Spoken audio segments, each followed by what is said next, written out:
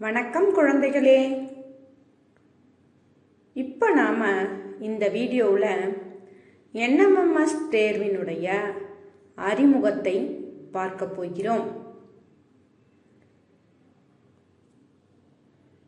NMMS என்பது தேசிய வருவாய் வழி மற்றும் திறன் படிப்புதவித் தொகை திட்டம் ஆகும். National means come merit scholarship scheme என்பதனுடைய சுருங்கிய வடிவம்தான் NMMS. இந்த தேர்வு பல ஆண்டுகளாக நடைபெற்று வந்தாலும் இந்த ஆண்டு 8ஆம் வகுப்பு வந்திருக்கின்ற குழந்தைகளுக்கு உதவும் வகையில் அவர்கள் இத்தேர்வை பற்றிய அறிவை பெறும் வகையில் இந்த வீடியோவை தயாரிச்சிருக்கோம். தேசிய வருவாய் வழி மற்றும் படிப்புதவி தொகை திட்ட தேர்வு எதற்காக நடத்துறாங்க? மாணவர்களின் பொருளாதார மற்றும் சமூக நிலையை கருத்தில் கொண்டு அவர்களுக்கு பொருளாதாரத்திலும் சமூக நிலையிலும் பின்தங்கியுள்ள குழந்தைகளுக்கு கல்வி உதவித்தொகை வழங்கணும்ன்ற நோக்கத்தில் மத்திய அரசினுடைய மனிதவள மேம்பாட்டுத்துறை என்பது கல்வித்துறை, நமக்கு எல்லாம் நன்றாக தெரியும் இல்லையா? இந்த மனிதவள மேம்பாட்டுத்துறையினுடைய ஒரு அங்கமான தேசிய கல்வியியல் ஆராய்ச்சி மற்றும் பயிற்சி நிறுவனத்தின் NCERT இருக்கு இல்லையா, national council for educational research and training, அவர்களுடைய வழிகாட்டுதலின்படி இந்த தேசிய வருவாய் வழி மற்றும் படிப்புதவி தொகை திட்டம் நடத்தப்பட்டு வருகிறது. இந்த NMMS தேர்வு முதல்ல எப்போது தொடங்கினார்கள் தெரியுமா குழந்தைகளே? 2007 மற்றும் 8ஆம் ஆண்டுல தான் முதல்ல இந்த தேர்வை நடத்த தொடங்கினாங்க. இந்தியா மத்திய அரசாங்கம் நடத்துறாங்க, மனிதவள மேம்பாட்டுத்துறை நடத்துறாங்க. அதையெல்லாம் நம்ம இப்ப பார்த்தோம் இல்லையா? இதுல இந்திய அளவுல மத்திய அரசாங்கம் 1 லட்சம் குழந்தைகளுக்கு உதவித்தொகை கொடுக்கறாங்க. இந்திய அளவுல 1 லட்சம் குழந்தைகளுக்கு உதவித்தொகை வழங்குவதற்காக இத்தேர்வு அறிமுகப்படுத்தப்பட்டு நடத்தப்பட்டு வருகிறது. முதல்ல 2008 மற்றும் 2009 தேசிய திறனாய்வு தேர்வு NTS இருக்கு இல்லையா, நேஷனல் டேலண்ட் சர்ச் எக்ஸாமினேஷன், அந்த தேர்வு கூட சேர்த்து இதை நடத்தினாங்க. 2013-14ஆம் ஆண்டிலிருந்து NMMS தேர்வை அந்தந்த மாநில அரசுகளே நடத்தி கொண்டு வருகின்றன. உதவித்தொகையை மத்திய அரசாங்கம் கொடுப்பாங்க, ஆனா தேர்வை மட்டும் 2013-14 மாநில அரசு நடத்தி வருகிறது. இப்போ இந்த தேர்வை நடத்துறதுனுடைய நோக்கம் என்ன? பொருளாதார நிலையில் பின்தங்கியுள்ள குழந்தைகளை அடையாளம் கண்டு படிப்புதவித் தொகை வழங்குவதற்காகவும் 8ஆம் வகுப்பிற்கு பின்னாடி ஏற்படுகின்ற இடைநிற்றலை குறைப்பதற்காகவும் இந்த தேர்வை அரசு நடத்துகிறது. இப்போ இந்த தேர்வில் விண்ணப்பிக்கணும்னா அதனுடைய தகுதி என்ன? அரசு உதவி பெறும் ஊராட்சி, நகராட்சி, மாநகராட்சி பள்ளிகளில் 8ஆம் வகுப்பு பயிலும் அனைத்து குழந்தைகளும் இதில் பங்கு பெறலாம். அதாவது அரசு பள்ளி மாணவர்கள் தான் பங்கு பெற முடியும். தனியார் பள்ளி கூட மாணவர்கள் இதில் பங்கு பெற முடியாது. குடும்ப ஆண்டு வருமானம் அதே நேரம் 1,50,000 தான் இருக்கும். நம்ம முதல்லயே பார்த்தோம் இல்லையா, பொருளாதாரத்தில் பின்தங்கிய குழந்தைகளுக்காக தான் இது செய்யறாங்க. அதனால குடும்ப ஆண்டு வருமானம் 1,50,000 இருக்கணும். அடுத்தது 7ஆம் வகுப்புல நம்ம ஒட்டுமொத்த ஒருங்கிணைந்த மதிப்பெண் 50% பெற்றிருக்க வேண்டும். சரி, இந்த தேர்வில் வெற்றி பெற்றா நமக்கு என்ன உதவித்தொகை கொடுப்பாங்க? 9ஆம் வகுப்புல இருந்து 12ஆம் வகுப்பு வரைக்கும் நமக்கு உதவித்தொகை கிடைக்கும். மாதம் ரூபாய் 1000 வீதம், ஒரு ஆண்டுக்கு 12,000-உம், 4 ஆண்டுகளுக்கு 48,000 ரூபாயும் நமக்கு கிடைக்கும். இந்த மாதம் 1000 என்பது 2017-18 இருந்து கொடுக்குறாங்க. அதுக்கு முன்னாடி 2013-14 கல்வியாண்டில் வெற்றி பெற்றவர்களுக்கு எல்லாம் மாதம் 500 ரூபாய் தான் கொடுத்துக்கிட்டு இருக்காங்க. 2017-18 இருந்து மாதம் ரூபாய் 1000 மத்திய அரசாங்கம் வழங்கி வருகிறது. இப்போ மீண்டும் ஒரு முறை இந்த தேர்வு எழுதுவதற்கான தகுதி என்னன்னு பார்க்கலாம். அரசு பள்ளி மாணவர்களாக இருக்கணும். வருமானம் ரூபாய் 1,50,000 இருக்கணும். மதிப்பெண்கள் 7ஆம் வகுப்பில மதிப்பெண் 50% பெற்றிருக்கணும். இதை நாம நன்றாக நினைவில் வைத்துக் கொள்ள வேண்டும். அடுத்தது, இந்த தேர்வுக்கு எப்படி விண்ணப்பிக்கலாம்? www.tndge.in என்ற இணையதளத்துல தான் நாம விண்ணப்பிக்க வேண்டும். சரி, தனிப்பட்ட முறையில் மாணவர்களே விண்ணப்பிக்கலாமா? கண்டிப்பாக முடியாது. அந்தந்த பள்ளி தலைமை ஆசிரியர் மூலமாகவோ அல்லது ஆசிரியர்கள் மூலமாகவோ தான் நாம விண்ணப்பிக்கணும். தேர்வு கட்டணம் எவ்வளவு ரூபாய்? 50 ரூபாய். இந்த தேர்வு முறை, தேர்வு பகுதிகள் எப்படின்னா, மனத்திறன் தேர்வு, 90 வினாக்கள், படிப்பறிவு திறன் தேர்வு என்று 2 பகுதிகளை கொண்டது இந்த தேர்வு. மனத்திறன் தேர்வுனா மென்டல் எபிலிட்டி டெஸ்ட், அதில் அது 1.5 மணி நேரம் நடக்கும். அதுக்கு அடுத்தது படிப்பறிவு திறன் தேர்வு, அது 1.5 மணி நேரம் நடக்கும். மொத்தம் 3 மணி நேரம் இத்தேர்வு நடைபெறும். மனத்திறன்ல 90 வினாக்கள், மதிப்பெண்கள் 90, கால அளவும் 90 நிமிடம். அதே மாதிரி படிப்பறிவு திறன் தேர்வும் 90 வினாக்கள், மதிப்பெண்கள் 90, கால அளவும் 90 நிமிடங்கள். சரி, தேர்ச்சிக்கான தகுதி என்ன? 1.5 மணி நேரம், 1.5 மணி நேரம், 3 மணி நேரம் தேர்வு எழுதிடும். எவ்வளவு மதிப்பெண் எடுத்தா நம்ம வெற்றி பெற்றவர்கள் அப்படின்னு பார்த்தீங்கன்னா, இது ஒரு அலாட்மெண்ட் இருக்கு. நம்ம தமிழகம் முழுவதும் 6,695 குழந்தைகளுக்கு மத்திய அரசாங்கம் உதவித்தொகை கொடுக்குறாங்க. அதில் இப்போ மாவட்டம் இருக்கு இல்லைங்களா, மாவட்டத்துக்கான உள் ஒதுக்கீடும் ஒவ்வொரு மாவட்டத்துக்கும் இவ்வளவு குழந்தைகள் தேர்வு செய்யணும்ட்டு அரசு விதி இருக்கு. அப்போ அதன்படி SC/ST பிரிவை சேர்ந்தவர்களாக, பொது பிரிவை சேர்ந்தவர்கள் 40% மதிப்பெண்களும், SC/ST பிரிவை சேர்ந்தவர்கள் 32%. மொத்தம் 180 மதிப்பெண்கள் இல்லையா குழந்தைகளே? அப்போ 40%னா நீங்க 72 மதிப்பெண்கள் பெற்றிருக்கணும். 180க்கு 72 மதிப்பெண்கள். 32%னா 57.6 வருது. அதாவது நீங்க 58 மதிப்பெண்களாவது பெற்றால்தான் இத்தேர்வில் தேர்ச்சி பெற்றவர்களாக அறிவிக்கப்படுவீர்கள். சரி, NMS தேர்வுல தேர்ச்சி பெற்றோர் விவரத்தை பார்க்கலாம். ஆகஸ்ட் 2008 6,069 பேர் தேர்ச்ி பெற்றாங்க. அதுக்கு இடையிலலாம், அதுக்கு அடுத்துலாம் பார்த்தீங்கன்னா குறைச்சியெல்லாம் தான் வந்திருக்கு. அதுக்கு அடுத்தது 2013 11 6,695, 6,695 பார்த்தீங்களா. அடுத்தடுத்த ஆண்டுகளில் எல்லா ஆண்டுகளும் 6,695 போட்டுக்கிட்டே வராங்களே அப்படின்னு பார்க்கலாம். அந்த எண்ணிக்கை தான் மத்திய அரசாங்கம் நம் மாநிலத்திற்காக ஒதுக்கப்பட்டுள்ள எண்ணிக்கை. 6,695 குழந்தைகளுக்கு மட்டுமே மத்திய அரசாங்கம் நம் தமிழகத்திற்கு உதவித்தொகை வழங்குறாங்க. சரி, இப்போ நம்ம NMS தேர்வு பற்றி ஒரு சுருக்கம் பார்த்தோம். மீண்டும் ஒரு முறை அதை நம்ம என்ன பண்ணிடலாம், தொகுத்து பார்த்துடலாம். இந்த தேர்வு எப்போ தொடங்கினாங்க? 2007 8ஆம் ஆண்டு தொடங்கினாங்க. இது விண்ணப்பிக்க தகுதி என்ன? 8ஆம் வகுப்பு படிக்கிற குழந்தைகள் தான் இந்த தேர்வை எழுத முடியும். அதே நேரம் பெற்றோருடைய ஆண்டு வருமானம் 1,50,000 ரூபாய் இருக்கணும்.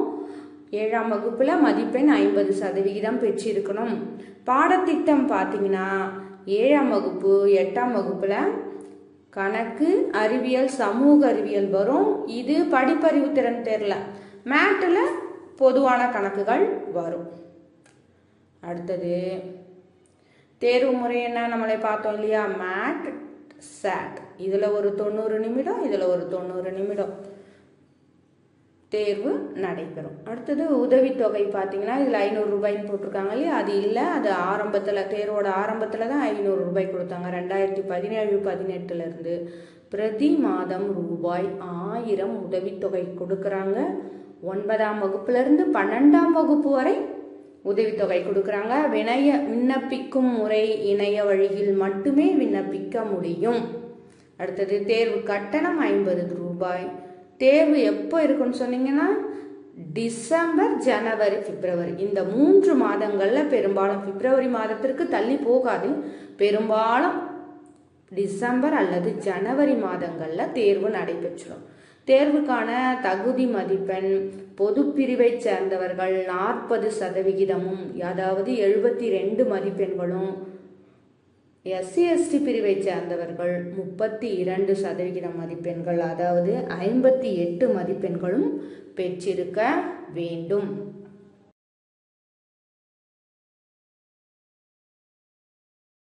இப்போ நாம இந்த வீடியோவில் NMS தேர்வு பகுதிகளை பற்றி பார்க்க போகிறோம்.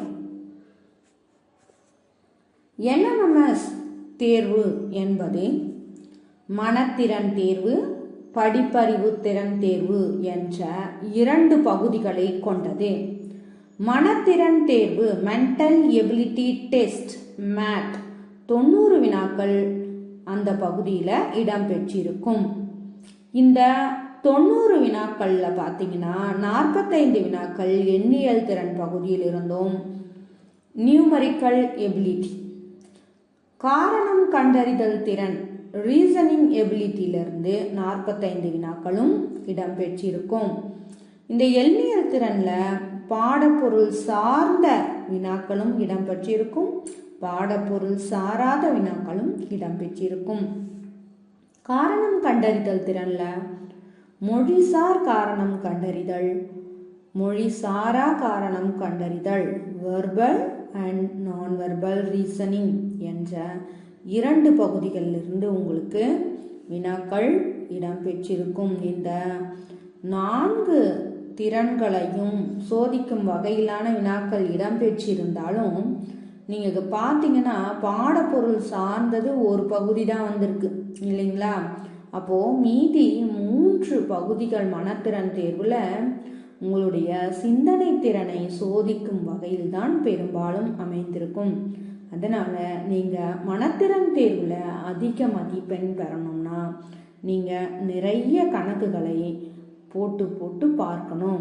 எவ்வளோக்கு எவ்வளோ நீங்கள் பயிற்சி அதிகமாக எடுத்துக்கொள்கிறீர்களோ அவ்வளவுக்கு அவ்வளவு மனத்திறன் தேர்வில் நீங்கள் அதிக மதிப்பெண் பெறலாம்.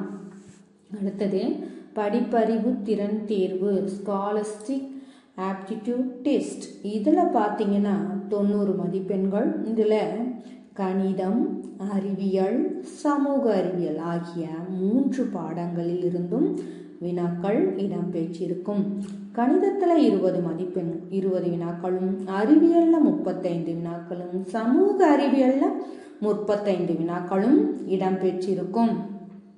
இந்த 3 பாடங்களிலும் எந்த பருவத்திலிருந்து வரும் தெரியுங்களா? 7ஆம் வகுப்புல 3 பருவங்களில் இருந்தும், 8ஆம் வகுப்புல முதல் மற்றும் 2ஆம் பருவத்தில் இருந்தும் வினாக்கள் இடம்பெற்றிருக்கும். அப்போ நீங்க 7ஆம் வகுப்புக்கு வந்ததிலிருந்தே அறிவியல், கணிதம், சமூக அறிவியல் பாடங்களை கூர்ந்து கவனிக்கணும். அதன் பிறகு அதில் இருக்கின்ற முக்கியமான விஷயங்களை மனதில் இருத்திக்கணும். அப்படி நீங்கள் படிக்கும்போது படிப்பறிவு திறன் தேர்வுலையும் நீங்கள் நல்ல மதிப்பெண் பெறலாம். NMS தேர்வில் பொது பிரிவை சேர்ந்தவர்கள் 40 மதிப்பெண்ணும், SC/ST பிரிவை சார்ந்தவர்கள் 32% மதிப்பெண் பெற்றால்தான் தேர்ச்சி இல்லையா? அப்போ உங்களுக்கு ஒரு சந்தேகம் வரலாம், ரெண்டுத்துலையுமே அப்போ இதில் 40%, இதில் 40%, மேட்டில் 40, சாட்டில் 40 வாங்கணுமா அப்படின்னு. அப்படி இல்லை, இரண்டுலேயும் சேர்ந்து 40% இருக்கலாம். இதில் 25%, இதில் 15% இருக்கலாம். இல்லை இதில் 25%, இதில் 15 இருக்கலாம். இரண்டினுடைய ஒருங்கிணைந்த மதிப்பெண்ணை தான் உங்களுடைய தேர்ச்சிக்காக கணக்கில் எடுத்துக்கொள்வார்கள். அதனால மேட் சாட் இரண்டிலும் சேர்ந்து 40% அல்லது 32% பெற்றவர்கள் வெற்றி பெற்றவர்களாக கருதப்படுவார்கள். அடுத்தது, மனத்திறன் தேர்வுல எண்ணியல் திறன்ல எந்தெந்த வகையான வினாக்கள் இடம்பெறும் பார்க்கலாமா குழந்தைகளே? எண்ணியல் திறன்ல பார்த்தீங்கன்னா, கணித குறியீடுகளை இடம் மாற்றி தீர்வு காணல், எண்களை இடம் மாற்றி தீர்வு காணல், எண் தொடர் வரிசை, பொருந்தாததை தெரிவு செய்தல், இயல் எண்களின் அமைப்புகள் மற்றும் அடுக்கு குறி எண்கள், சமன்பாட்டை புரிந்து விடையளித்தல், வயது கணக்குகள், கடிகார கணக்குகள் ஆகிய இந்த 8 வகையான வினாக்கள் இடம்பெற்றிருக்கும். உங்களுக்கெல்லாம் நல்லா தெரியும், இவை அனைத்தும் பாடப்பொருள் சார்ந்தவை. மேட்டில் இந்த ஒரு பகுதி மட்டும்தான் பாடப்பொருள் சார்ந்த வினாக்கள் இடம்பெறும் குழந்தைகளே. அடுத்தது, மனத்திறன் தேர்வுல எண்ணியல் திறன் 2 பகுதி 2ல எந்தெந்த மாதிரியான வினாக்கள் இடம்பெறும் பார்க்கலாமா? கால அளவைகள், உறுப்பினர்களின் எண்ணிக்கை, திசை மற்றும் தூரம், தரவரிசை, படம் சார்ந்த எண் கணக்குகள், சமன்பாட்டை புரிந்து விடையளித்தல், வெண்படம் சார்ந்த கணக்குகள் ஆகிய 7 வகையிலான வினாக்கள் பகுதி 2ல் எண்ணியல் திறன் பகுதி 2ல் இடம்பெற்றிருக்கும். அடுத்தது பார்த்தீங்கன்னா, மனத்திறன் தேர்வுல மொழிசார் காரணம் கண்டறிதல்ல எந்தெந்த வகையான வினாக்கள் பார்த்தீங்கன்னா, பொருந்தாததை தேர்ந்தெடுத்தல், ஒத்த தன்மை, எண் எழுத்து குறியிடல், சொற்களின் குறியீடு, தொடர்புடைய படங்கள், ஆங்கில அகரவரிசை எண் குறியீடு, சொற்களுக்குள் இல்லாத சொல், சொற்களுக்குள் இருக்கும் சொல், எழுத்து தொடரில் விடுபட்ட எழுத்தை நிரப்புதல், இருக்கை அமைப்புகள் ஆகிய 10 தலைப்புகளில் இருந்து வினாக்கள் இடம்பெற்றிருக்கும். அடுத்தது, மொழி சாரா காரணம் கண்டறிதல் திறன்ல எந்தெந்த வகையான வினாக்கள் இடம்பெற்றிருக்கும்? பட நகர்வு, தொடர்ச்சியான மாற்றம், பட ஒப்புமை, வடிவங்கள் சார்ந்த பட அமைப்பு, கண்ணாடி பிம்பம், படத்தில் உள்ள விடுபட்ட பகுதியை நிரப்புதல், மறைந்துள்ள உருவங்கள், பொருத்தமற்ற படத்தை தெரிவு செய்தல், வடிவியல் உருவங்கள், கனசதுரம் ஆகிய 10 வகையான வினாக்கள் மொழி சாரா காரணம் கண்டறிதல் பகுதியில இடம்பெற்றிருக்கும். இப்போ நாம படிப்பறிவு திறனை பார்க்கலாம்.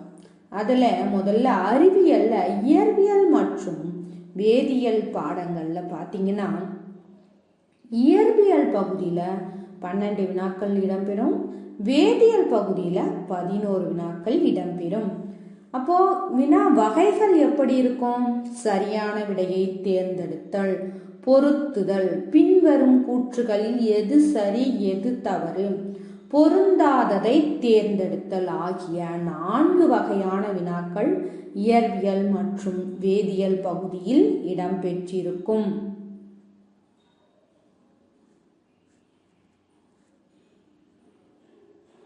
உயிரியல் பகுதியில எந்த மாதிரியான வினாக்கள் இடம்பெற்றிருக்கும் பார்த்தீங்கன்னா, சரியான விடையை தேர்ந்தெடுத்தல், பொருத்துதல், பின்வரும் கூற்றுகளில் எது சரி எது தவறு, பொருந்தாததை தேர்ந்தெடுத்தல் ஆகிய 4 பகுதிகளில் இருந்து 12 வினாக்கள் உயிரியல் பகுதியில் இருந்து கேட்பாங்க. உயிரியல்ல 12 வினாக்கள் இடம்பெற்றிருக்கும்.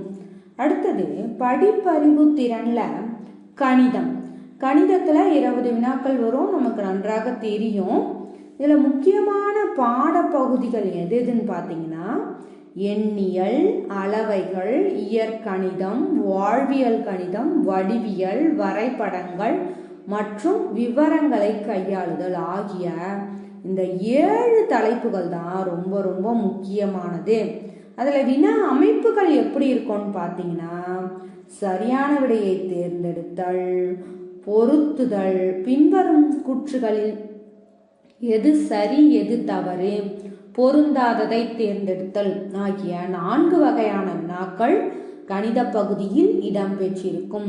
இப்ப நம்ம படிப்பறிவு திறன்ல சமூக அறிவியல்ல வரலாறு மற்றும் குடிமியல் பகுதியை பார்ப்போம். வரலாறு மற்றும் குடிமியல் பகுதியில எந்த மாதிரியான வினாக்கள்னா, நேரடி வினா, பொருத்துக, கூற்றுகள், வரிசைப்படுத்துக ஆகிய 4 வகையான வினாக்கள் இடம்பெற்றிருக்கும். அதுல பாத்தீங்கன்னா முக்கியமா வரலாறுல 13ல இருந்து 15 வினாக்கள் கேட்பாங்க. குடிமையியல் பகுதியில 5ல இருந்து 7 வினாக்கள் வரைக்கும் இடம்பெற்றிருக்கும். இப்போ படிப்பறிவு திறன்ல புவியியல் மற்றும் பொருளியல்ல பாத்தீங்கன்னா 13ல இருந்து 17 வினாக்கள் இடம்பெற்றிருக்கும். வினா அமைப்பு எந்தெந்த வகையான வினாக்கள்னு பாத்தீங்கன்னா, சரியான விடையை தேர்ந்தெடுத்தல், பொருத்துக, கூற்று ஆகிய 3 வகையான வினாக்கள் தான் புவியியல் மற்றும் பொருளியல் பகுதியில இடம்பெற்றிருக்கும். குழந்தைகளே, நான் முதல்லயே சொன்ன மாதிரி மேத், சேட் இரண்டிலையுமே நீங்க அதிக மதிப்பெண் பெறணும்னா நன்றாக நீங்க பயிற்சி எடுத்துக்கொள்ள வேண்டும். அதே மாதிரி மீண்டும் மீண்டும் படித்து கொண்டே இருக்க வேண்டும். இப்போ இந்த வீடியோவில் NMMS தேர்வு பகுதிகளை பற்றி நன்கு அறிந்து கொண்டிருப்பீர்கள் என்று நினைக்கிறேன். குழந்தைகளே, நீங்கள் அனைவரும் தேர்வில் வெற்றி பெற என் வாழ்த்துக்களை தெரிவித்துக் கொள்கிறேன். நன்றி, வணக்கம் குழந்தைகளே.